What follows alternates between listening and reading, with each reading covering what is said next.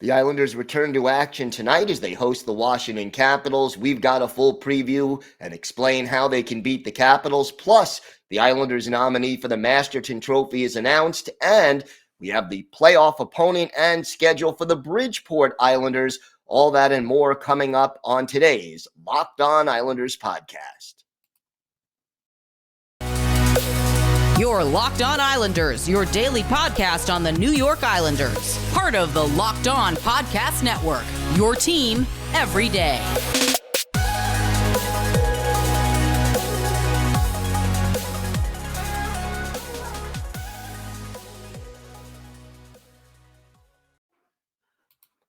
All right, everybody. Welcome to the Thursday edition of the Locked On Islanders podcast. Thank you for being part of the Locked On Islanders family. And thank you for making Locked On Islanders your first listen every day. We are free and available on all platforms. If you've got something Islanders related on your mind, if you have a question, a comment on something we talked about on the show, or a topic you'd like us to talk about on the show, feel free to send us an email. The email address, lockedonislanders@gmail.com. And if you leave your first name and where you're from, we're happy to mention you on the show when we talk about whatever it is that's on your mind. You could also follow the show on Twitter at Locked On Isles. And you could follow me, Gil Martin, on Twitter at Ice Wars, NYRVSNYI. We'll keep you up to date on all the latest Islanders news, notes, and happenings. And I am live tweeting during nearly every Islanders home and road game. So I'll give you some instant insight and analysis, and always great to interact with fans during games and really at any time. So feel free to hit me up with a comment on Twitter and get in touch. So the Islanders, the league announced the nominees for all 32 teams for the Masterton Trophy, the Bill Masterton Memorial Trophy, given each year to the player that demonstrates perseverance, sportsmanship, and dedication to the game of hockey. It's named after Bill Masterton, who tragically was the only NHL player who died as a result of injuries suffered during a game. It happened back in 1968. He played for the Minnesota North Stars. And no surprise that the Islanders nominee is defenseman Zdeno Chara, the 45-year-old Chara, a surefire Hall of Famer, now in his 24th season in the National Hockey League. And, you know, he is definitely a fitting nominee to be the Islanders, choice as the Masterton Trophy nominee. I mean, Z has been so good for so long. And yeah, okay, at this point in his career, not the most productive player offensively anymore. In 70 games, he's got 1 goal, 12 assists. So, 13 points in 70 games, not necessarily, all-star type numbers, but Zdeno Chara does do a lot more than that. He's averaging 18 minutes, 41 seconds of ice time per game at the age of 45. And I think one of the bigger contributions that Chara has made this year to the Islanders, you have seen over the course of the season, the quick development and maturation of Noah Dobson, who spent a lot of this season playing alongside Zdeno Chara and learning from Zdeno Chara. And quite honestly, the positive influence that Big Z has had on Dobson is definitely part of the value that he brought to the team this year. And, there's a certain fitting symmetry to it. Chara was an Islander for the first 4 seasons of his NHL career, starting way back in 1997-98 when he was 20. And now he is possibly finishing his career as an Islander here in 2021-2022 with this season. So congratulations to Zdeno Chara for being the Islanders Masterton Trophy nominee. 3 Islanders, by the way, have won the Masterton Trophy. Ed Westfall, their first captain, won it back in 1977. And then Mark Fitzpatrick winning it in 1992 after coming back from a very serious life-threatening illness. And then Robin Lehner winning it in 2019 after everything he went through off the ice. So, again, congratulations to Zdeno Chara, and we will see whether he ends up being the 4th Islanders player to win the award. By the way, a couple of other former Islanders also nominated. Andrew Ladd, nominated by the Arizona Coyotes, and the Buffalo Sabres, Kyle Oposo, who had a bounce-back year this year and went over the 20-goal mark again. So Islander fans probably interested in hearing about that. In addition, we now have the final playoff matchup and the schedule for the Bridgeport Islanders in their playoff series. It's a best 2 out of 3 in the Atlantic Division of the AHL, and the Islanders' top farm team will be in action against the Providence Bruins this year. And look, the Bridgeport Islanders finishing 6th in the Atlantic. The way the playoff format in the Atlantic Division of the AHL works, you have the first 2 teams in the division get a bye, and then it's 3 versus 6, 4 versus 5 in a best 2 out of 3. So game 1 will be in Providence on May 2nd. That's a 7:05 start. 2 days later, May 4th, the game will be game 2 in Bridgeport. That's a 7 o'clock Eastern time start.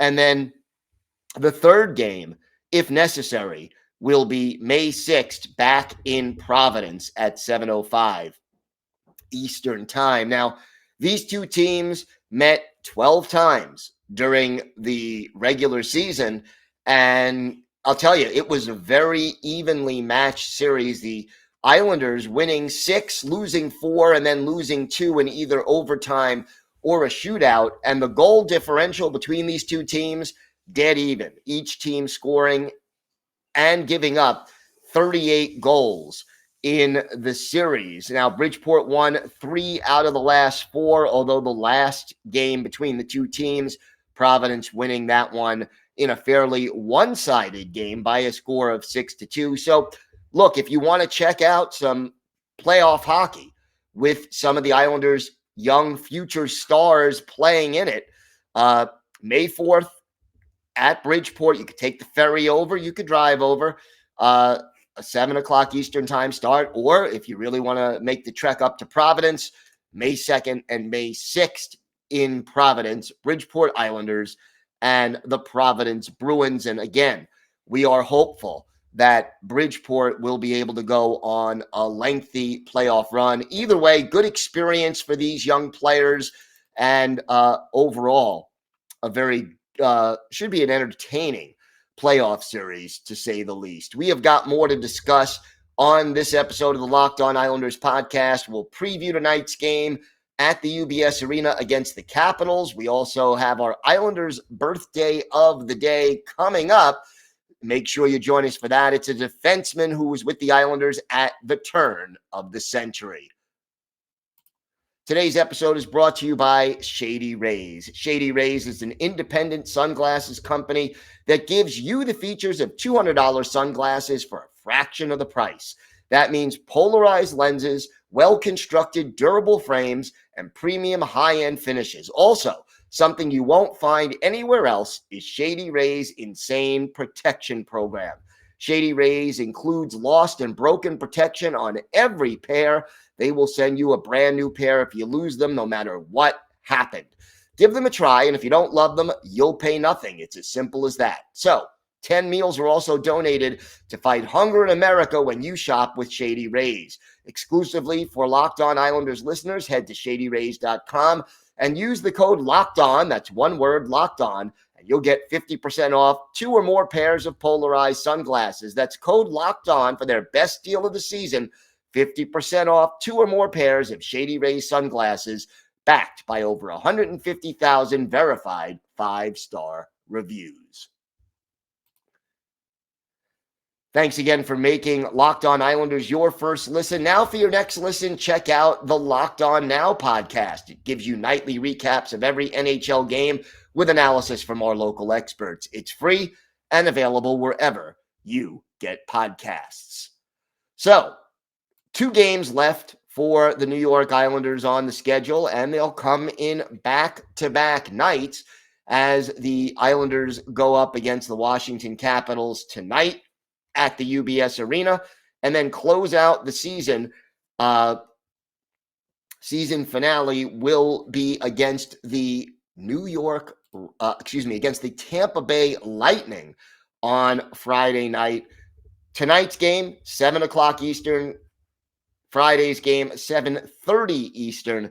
So that's it. Those 2 games will close out the season, and Islanders, as of right now, guaranteed a 500 season. Even if they don't pick up a point the rest of the way, 1 more point, and they will have a winning season by NHL standards with at least 83 points in 82 games.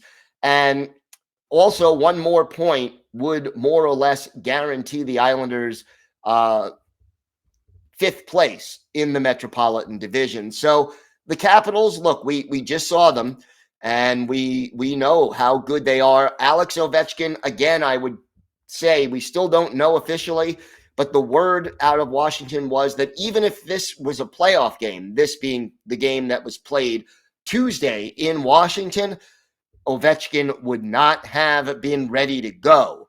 So most likely, I would say if I'm coaching the Washington Capitals, I don't want Alex Ovechkin on the ice with the risk of further injuring himself.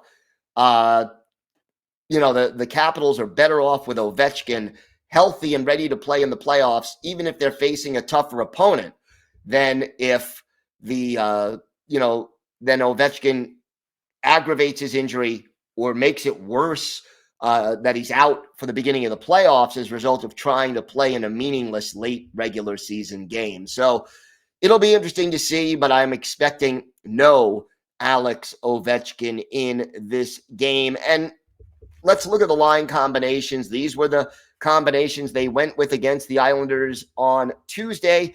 Evgeny Kuznetsov centering Connor McMichael and Tom Wilson on the top line. McMichael replacing Ovechkin in the lineup on Tuesday. Nicholas Backstrom is the second line pivot. He's got Marcus Johansson to his left, Connor Sheary to his right. The third line from left to right, Anthony Mantha, Lars Eller, and TJ Oshie. And then Nick Dowd is the fourth line pivot with Johan Larsson and Garnett Hathaway flanking him on either side. The defense core, John Carlson, the ever-dangerous puck-moving and great passing defenseman, is on the top pair along with Martin Fehervari. Then you have Dmitry Orlov and Nick Jensen as the second pair. Justin Schultz and Trevor Van Riemsdyk are the third pair. Ovechkin usually is on that first power play unit, but now it's Schultz and Carlson on the point. Backstrom, Oshie, and Kuznetsov up front. Second power play unit, Johansson, Wilson, and Mantha up front. Connor Sheary and Dmitry Orlov on defense. And then on IR right now, Joe Snively and Carl Hagelin. Alexander Ovechkin officially still day to day. And, the Islanders, I think they very clearly laid out the blueprint as to how they have to beat the Washington Capitals with the way they played on Tuesday. They clogged up the neutral zone enough to prevent the Capitals from getting into the Islanders zone with a lot of speed. They were able to keep the Capitals on the perimeter. They were physical enough without taking foolish penalties.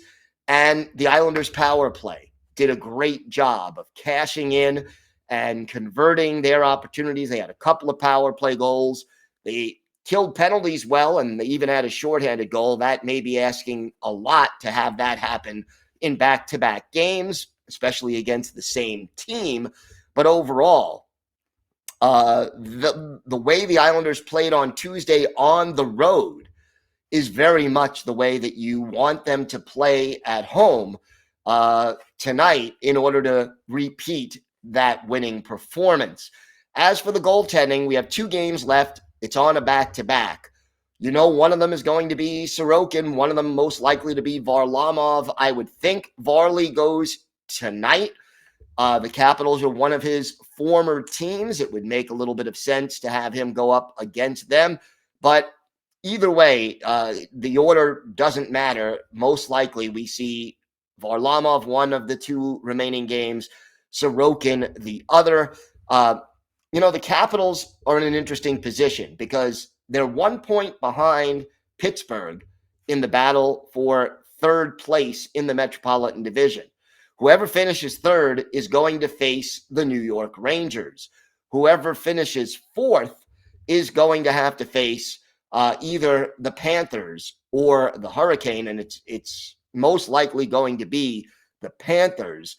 So pick your poison. I mean, the Panthers, if you're the Washington Capitals, maybe you want to stay in fourth place and face Florida only because they have less playoff experience and a little more of a questionable defense situation than the Rangers do. But again, tough situation. Again, Washington just 1 point behind Pittsburgh. Washington has 2 games left. Pittsburgh just 1. And it'll be interesting to see how much Washington emphasizes winning tonight at the UBS Arena. Will they rest some of their star players, or are they in it to win it and try to pass Pittsburgh and reserve a date with the New York Rangers? Should be a good one tonight, and hard to believe only 2 games left in what has been a grueling and difficult schedule this year. When we come back, we have our Islanders birthday of the day and some more parting thoughts. Let's see if you can guess who it is. A big defenseman who played for the Islanders at the turn of the century. Let's see if you could figure out who that is. All that and more still to come on the Locked On Islanders podcast. Today's episode is brought to you by your friends at BetOnline.